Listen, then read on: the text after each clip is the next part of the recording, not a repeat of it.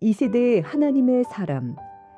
하나님을 알지 못했던 시간 속에서도 보이지 않는 손길로 그녀의 삶을 붙드시고 죽음의 문턱에서 다시 생명으로 이끄신 하나님. 그리고 마침내 세상이 줄 수 없는 참된 평안을 허락하셨습니다. 이제 그녀는 삶으로 고백합니다. 무너짐은 끝이 아니라 하나님이 일하시기 시작하는 자리라고. 오늘도 되니골 동산에서 담대하게 복음을 전하며 믿음의 발걸음을 걸어가고 있는 한 사람. 노명래 권사의 은혜의 이야기를 지금 만나봅니다.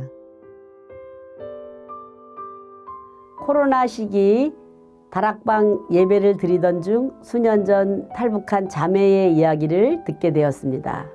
그 자매 가족 중 한 분이 미국에서 코로나 예방접종 이후 갑작스럽게 남편을 잃는 큰 아픔을 겪게 되었다고 합니다. 함께 자유를 찾아왔던 자매들, 미국이라는 낯선 땅, 그것도 코로나 한가운데서 장례를 치러야 했기에 이곳에서 어린 아들과 함께 미국으로 가야 하는 상황은 너무나 두렵고 막막한 일이었습니다. 그때 우리 다락방은 함께 기도하며 그 길을 배웅했습니다. 그 과정 속에서 하나님께서 한 가지 마음을 주셨습니다. 어떻게 하면 이 슬픔 속에 있는 영혼들에게 위로를 전할 수 있을까? 마침 교회 봄 특세 기도 기간이었고 그때 강사로 간증하시는 분은 탈북 국회의원인 지성호 의원이었습니다. 간증을 듣고 용기를 얻어 미국으로 처음 가는 순원에게 선물을 보냈습니다. 봄에 나는 쑥으로 쑥떡을 만들어 보냈습니다. 북한에서의 향수를 떠올릴 수 있기를 바라는 마음이었습니다. 그리고 다락방 교재와 잠언 필사 노트를 함께 보냈습니다. 믿음이 있는지 없는지도 알 수 없었지만 남편을 잃은 인생이라면 반드시 하나님을 만나야 한다는 마음이 들었기 때문입니다. 하지만 그때는 그 마음이 잘 전달되었는지는 알 수 없었습니다. 우리는 단지 기도하며 지켜볼 수밖에 없었습니다. 그렇게 2년이 흐른 후 그 동생이 한국에 오게 되었고 저를 찾아왔습니다. 저는 바로 다락방으로 초대했습니다. 그날 말씀은 룻기였습니다. 그 말씀을 통해 큰 위로를 받았다고 고백했습니다.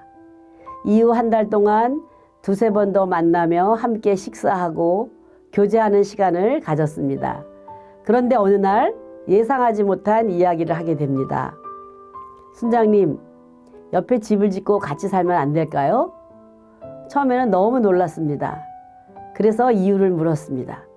첫째, 하나님을 인격적으로 만나고 싶다. 둘째는 이곳에 뿌리를 내리고 싶다.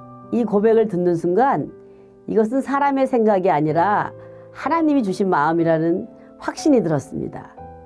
그래서 그렇다면 내가 집을 지어줄 수 있다는 마음으로 시작하게 되었습니다.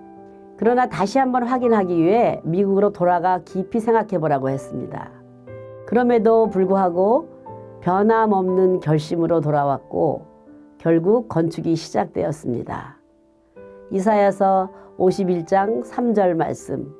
나 여호와가 시온의 모든 황폐한 곳들을 위로하여 그 사막을 에덴 같게 하고 그 광야를 여호와의 동산 같게 하였나니 그 가운데 기뻐함과 즐거워함과 감사함과 창화하는 소리가 있으리라. 데니골이라 부르는 그곳에 집을 짓게 되었습니다. 건축 과정은 쉽지 않았지만 설계부터 완공까지 하나님께서 놀랍게 인도하셨습니다.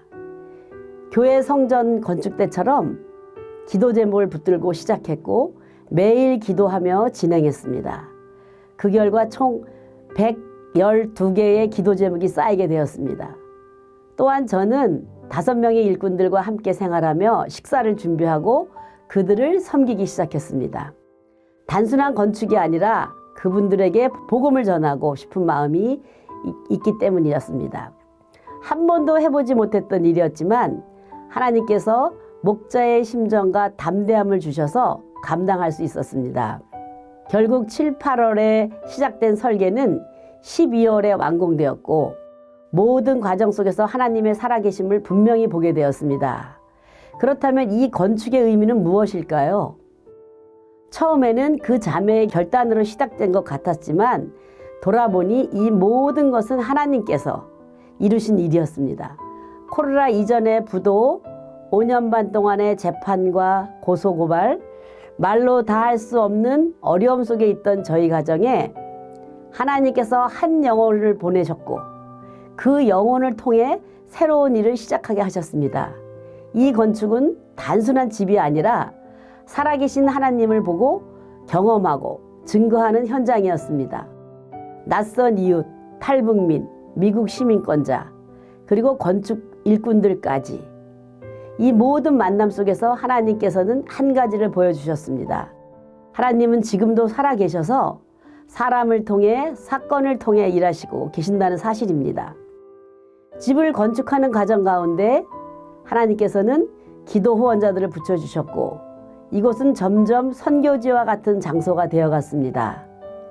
집이 완공된 후 바로 돌아오지는 못했지만 약 1년이 지난 뒤 그 자매와 어린 딸이 이 데니골을 방문하게 되었습니다.